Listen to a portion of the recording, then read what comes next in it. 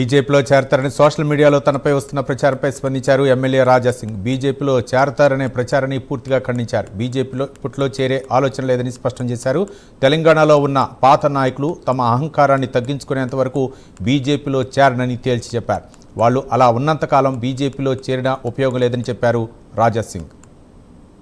ప్లాట్ఫామ్లో ఒక news viral అవుతుంది.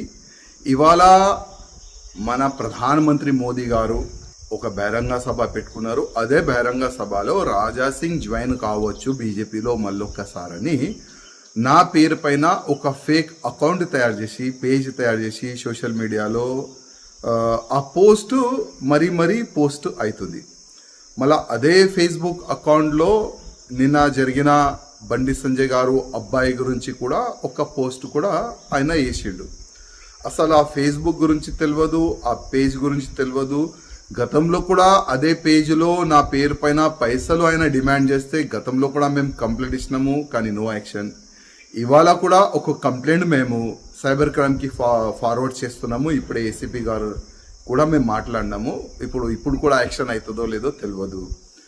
ఇప్పుడు బీజేపీ గురించి మనం మాట్లాడదాం.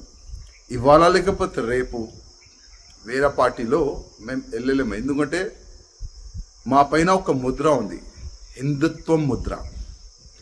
ఆ ముద్ర తీసుకొని వేరే పార్టీలో వెళ్ళలేము. కానీ బీజేపీలో కూడా రావాలంటే కొద్ది మా పార్టీ అధికారంలో మార్పు రావాలి. మళ్ళొక్కసారి రాజాసింగ్ బీజేపీలో వచ్చి రాజాసింగ్ బీజేపీలో మనం చేపిద్దాం, అదే కోణలో కూర్చొని పెడదామంటే నాకు అవసరం లేదు. ఫస్ట్ అయితే నా కాన్స్టిట్యున్సీలో నాకు ఫ్రీడమ్ కావాలి. నా కాన్స్టిట్యున్సీలో నా జిల్లాలో మీదే హవా నడపాలంటే అది కాదు. నా కాన్స్టిట్యున్సీలో నా జిల్లాలో మీ వ్యక్తులని మీరు అపాయింట్ చేస్తారంటే అది కూడా నాకు నచ్చదు.